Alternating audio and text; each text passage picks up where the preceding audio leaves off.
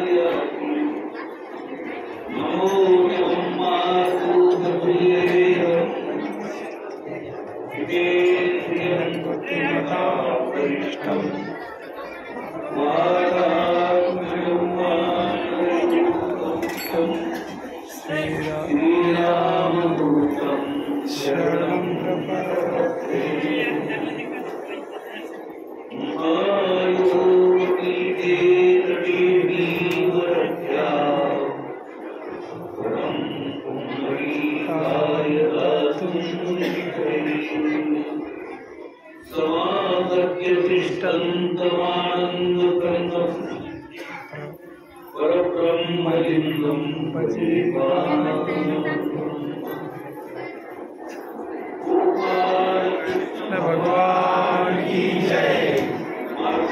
महाराज की जय। हनुमान की जय। महादेव की जय।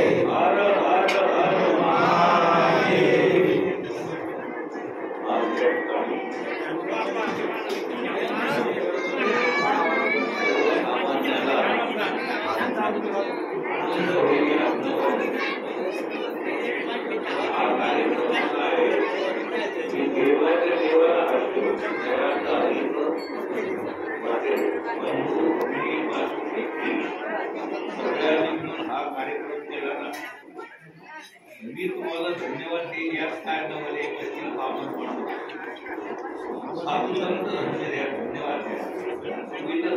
असं कार्य केल्याबद्दल तुमचे माता पिता तुमचे आई वडील आणि आपण सगळे ठरवली एकाचे आहे एकाचे राहणार एका घरात चार भाऊ असते सगळ्या भावाला सगळं समजत असं नाही एक दोन चार भाऊ कॉलेजमधलं नॉलेज प्राप्त करून ते त्याला भावाला शिकवतात त्याला ते माहिती देतात जी माहिती नाही ती माहिती देतात खरं म्हणजे जन्माला आल्यानंतर सगळ्यात महत्वाचं काम आहे आपला रस्ता जर हुकला आपल्याला पुन्हा घरी यायचं आपल्या खऱ्या घरी आपण आलो तर आपण चांगलं झालं भलं झालं असं पण आपलं भलं असूनही भलं का नाही तर आपला रस्ता होतोय आपलं विस्मरण झालंय कशाचं विस्मरण झालंय ज्यांना आपल्याला इथं पाठवलं त्याचं विस्मरण झालंय म्हणून त्याचं स्मरणच आपलं कल्याण करणार आहे तेरा हो जाएगा भला भला तेरा हो जाएगा भला तेरा हो जाएगा भला तेरा हो जाएगा तेरा हो जाएगा भला तेरा हो जाएगा भला जाने जगत बनाने वाला जान ले जगत बनाने वाला जान ले जगत बनाने वाला तेरा हो जाएगा भला भला तेरा हो जाएगा भला तेरा हो जाएगा भला जान ले जगत बनाने वाला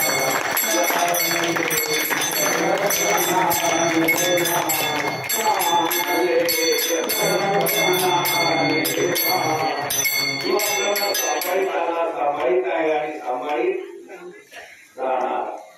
तर म्हणजे आपल्याला काही केलं पण आपण उगाच अहंकार पाहिजे.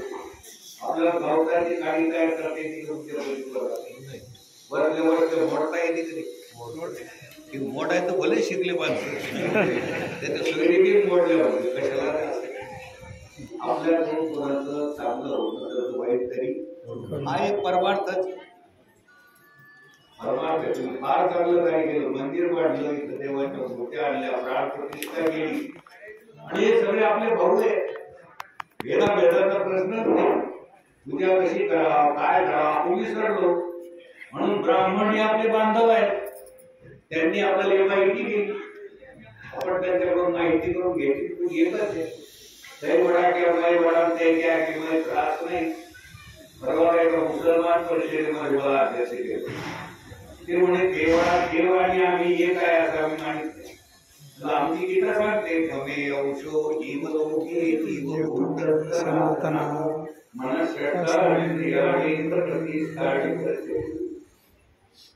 बोले हमारे इसके बारे में आपका क्या समझ है? मैं बोला ऐसा है कि आदम अपन मन आदमी मानुष होते थे आदम